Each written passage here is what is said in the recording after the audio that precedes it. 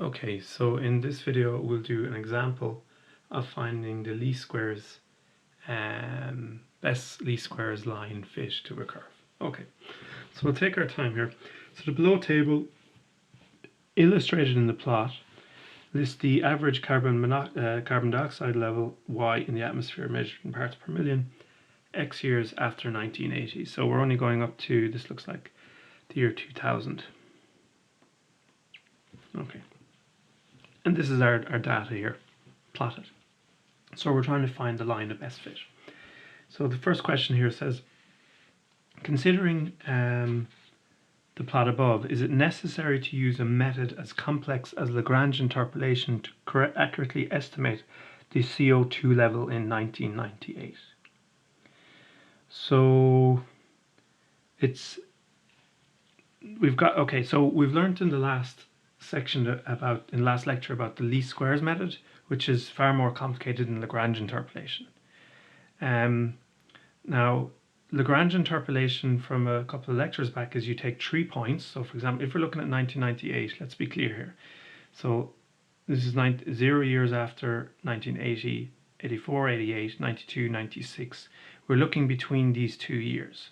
Okay, so if you wanted to use Lagrange interpolation, which for us means using 3 data points, you'd use the 3 of these. And you'd try and find out what's going on at year 18 years after 1980, which is 1998. So this is the thing. Now, this question is saying, is it necessary? Now, there's probably, whatever, I won't worry about the marking too much. Like, if you said it is necessary, I think, like, that's the wrong answer. It's not going to be necessary, as I'll explain. But if you go off and actually do Lagrange interpolation, you will get marks here. But if you look at what Lagrange interpolation does, it takes 3 points.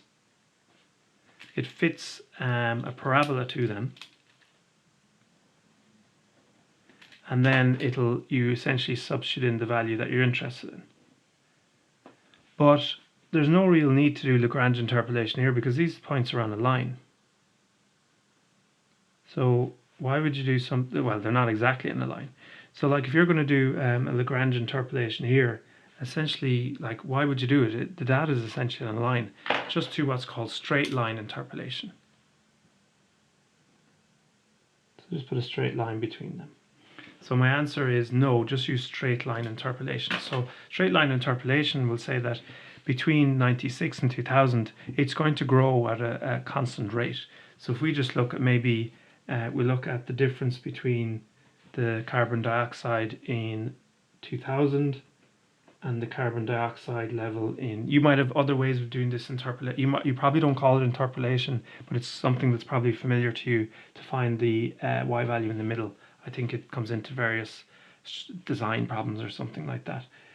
So the dioxide level in 2000 minus this one, well, I really didn't, it's not too difficult, it's just 6. So what you predict is that it's growing in half the time, it'll grow by 3.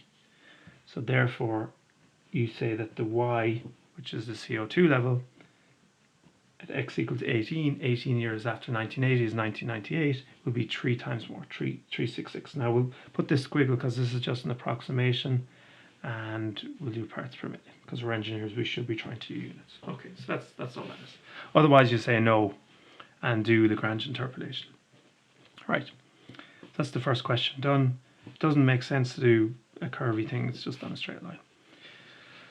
Okay, looking at the plot, is believed Y and X have a relationship of this form. Now, one thing that you'll almost certainly not be asked to do in this module is to kind of come up with the formula itself. But like if you went in the wild, if you're actually to do some curve fitting in the wild, you might have to somehow decide what this we call a model, what model to use. But I'll always tell you what the model is.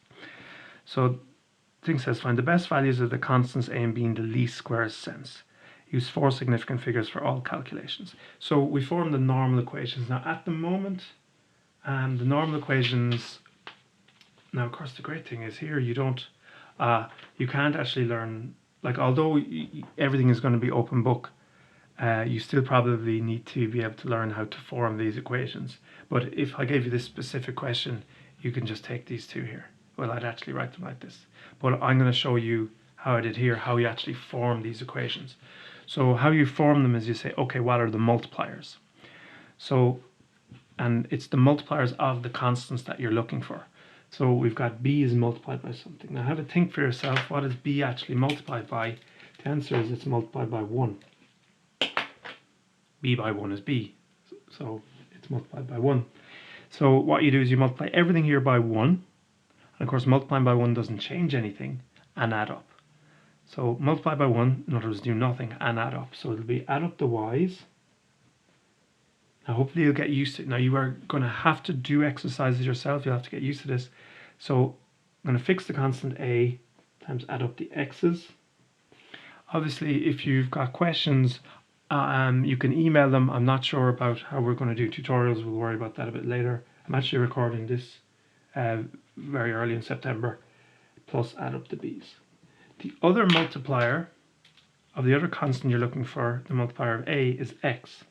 So the second equation is formed by multiplying everything by x and adding up. So x by y gives you xy equals a times x by x is x squared and add up, plus b times x and add up, and again we'll take out the common factor. Okay, now what is the x and the y? Well, the x and the y is nothing but this data here. So this is x, say x1, x2, x3, x4, x5, x6, y1, y2, y3, y4, y5, y6. And what we have to do is make equations. It'll be simultaneous equations in a and b. Add up the y's, no problem. Add up the x's, no problem. Add up the b, we'll talk about on the next page. Add up x by y. Now, one thing that's probably worth saying here is if you multiply the x values by the y values and then add up, it's not the same thing as adding up the x's, adding up the y's, and multiplying them together. This add up the xy is not this. Don't add up first, you multiply first. That's just kind of bombed. If we wanted you to add them up first, you'd have to write them like this. So this is the correct way, and this is wrong. We're also going to have to add up x squared. So what I'm trying to get at here is you have to add up x by y. Sorry, you have to multiply x by y and add up, and you have to square x and add up. So you're going to have to form a table. Now, when you're doing exercises, sometimes the questions give hints. They'll give you the values of those just to proceed. But in your assessment, you'll probably actually doing this in Excel. You're going to use Excel to do this for you. Okay, so let's see. So the x and the y I've taken from the question. 0, 4, 8, 12, 16, 20, 0, 4, 8, 12, 16, 20, and the y value is 3, 3, 9, 3, 4, 4. Yeah, same thing.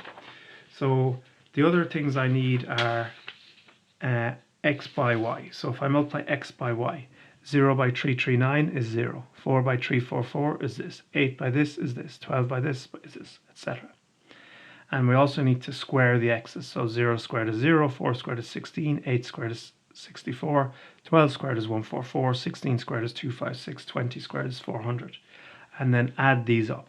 Add up the x's, add up the y's, add up the x by y, add up the x squared, and we get these different things. So this is add up the x, add up the y, add up the x multiplied by y, add up the x squared, and now let's look at the normal equation. So the normal equations say add up the y, I'm looking at this now, add up the y, that's 2, 1, 2, 3. Now I've written it a funny way because when we want to solve simultaneous equations, we put the kind of the unknowns on the left, but I suppose strictly if I was to write down the normal equations as they're written, I'd get something like this. I'll do this up the top. So if you're going to strictly do it, you get add up the y, that's 2, 1, 2, 3, is equal to a times add up the x, that's a times 60, plus add up the b. This is what we have to, this is the tricky one. So when you're adding up the b, B is something that you're looking for. You don't know what it is, but it's kind of like an unknown constant. It's a specific number that you're looking for. So when you add up the B's, it'll just be B plus B plus B. You don't know what B is, but it doesn't change from point to point. You could actually throw it into this kind of a thing here, like say B, and so it just stays as B. So it's a constant. You don't know what it is, but it's a constant. And then add up the B's, you get B plus B plus B plus B plus B plus B, 6B. So the add up the B's here will be always B by the number of points. In this case, B times 6, or I'll write 6B here. The second equation says add up x by y, that's 21652, equal to a times add up the x squared, that's a times 880, plus b times add up the x. Again, I'm just using these here, using this data here. So what was it? Just b times add up the x is 60. So for the purposes of actually writing down, I want to get the a's and b's on one side. I don't want 80 by 60, I want 60a. 6b is fine. I don't want a by 880, I want 880a. I don't want b by 60, I want 60b, and I want these on the left-hand side. Now, how you solve these is not too important at this stage, but you should be well able to do it. So taking the top row here, I think the easiest thing is to get a minus 60. So multiply both sides of this by minus 10. You'll notice I called it a row there rather than an equation. That's something for a semester too. So if I multiply both sides by minus 10, I get minus 600a minus 60b is equal to minus 21230. And I can add these up. Now the good news, actually, funny enough, is in the COVID times, your assessments are open book, and you will have options to use software to solve simultaneous equations. But what will be very, very important is that you make sure that your answers make sense. That's going to be something we're going to be focusing on. So 880a minus 600a is 280a. 60b minus 60b is 0, and the other one, don't quite trust myself, 21652 minus 21230 comes out as 422. Now we've been asked to do things correct to 4 significant figures, and we will that here. We'll do that here.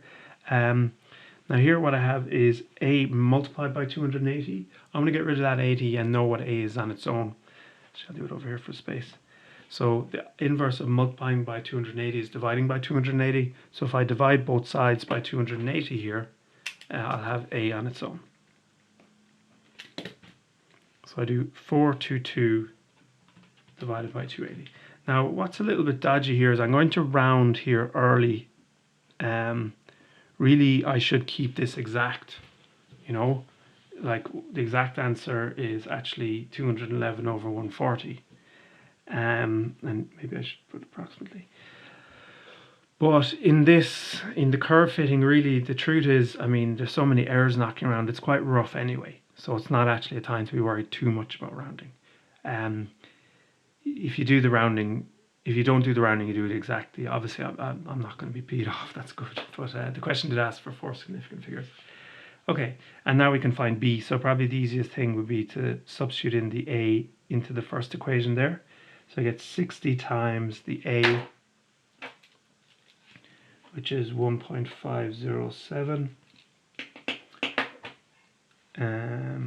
plus 6b is equal to 2123. And whatever this number is, I'm going to take it away from both sides. So then I'll have 6b on its own. So I'm doing 2123, take away 60 times 1.507. And to 4 significant figures, it's coming out as 2033. And similarly to before, I'm going to divide both sides by 6. And I will get 2033 divided by 6 is giving me to 4 significant figures, 338.8.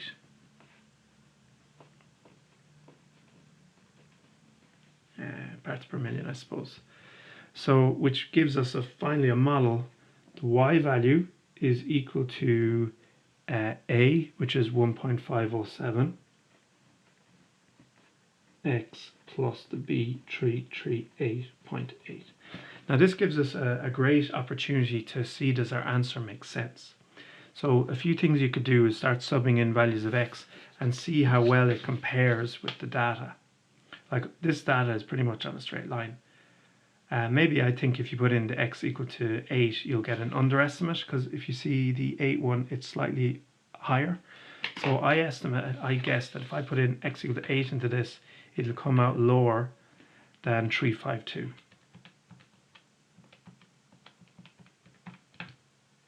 Yeah, it came out as 350.9.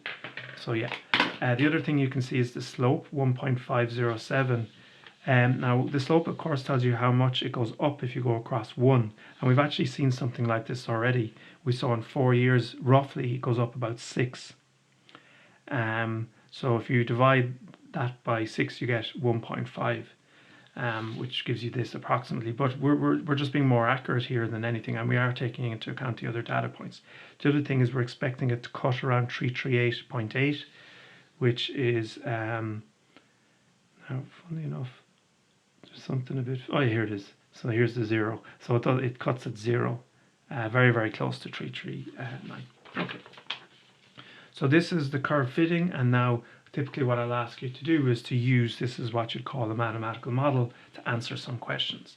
So the first question here is, according to this model of carbon dioxide versus number of years after 1980, when will the CO2 level exceed 415 parts per million? So what we want is that CO2 level, 415, which is equal to this, by the way, is bigger. See, look, so you want CO2 level y bigger than 415, but y is equal to this. So what we want is 1.507x plus 338.8 to be bigger than 415. Now I appreciate you probably might not have done inequalities in a long time, but they're not too bad. So what you can do in an inequality, so this is big, small. If you add or take away the same thing from both sides, the big, small will remain. So in particular, you can take away 338.8 from both sides.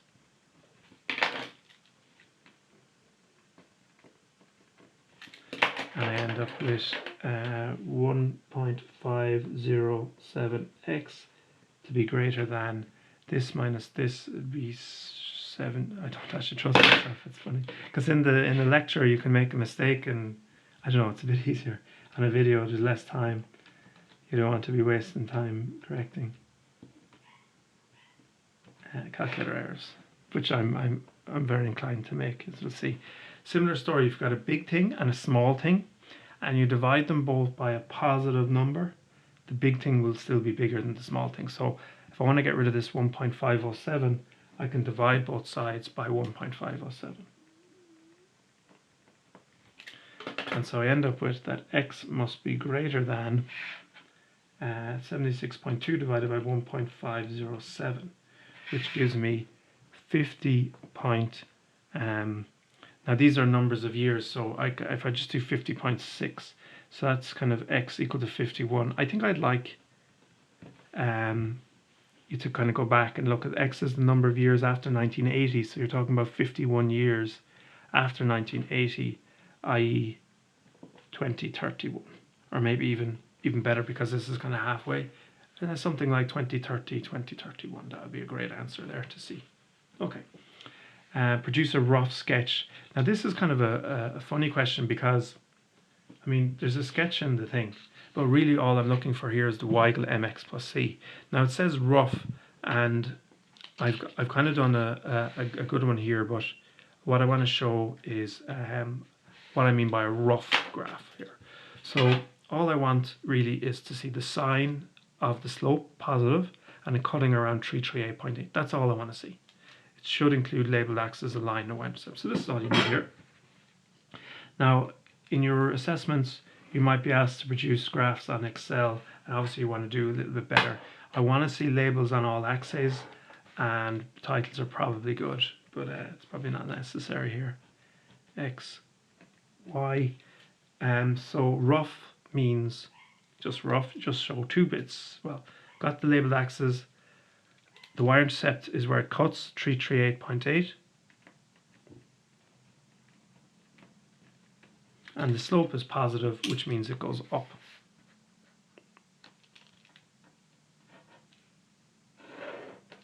That's what I mean by a rough plot. That's all you need. Just in terms of talking about the problem, we can probably see a little bit more here. Here we see the data together with the fitted line.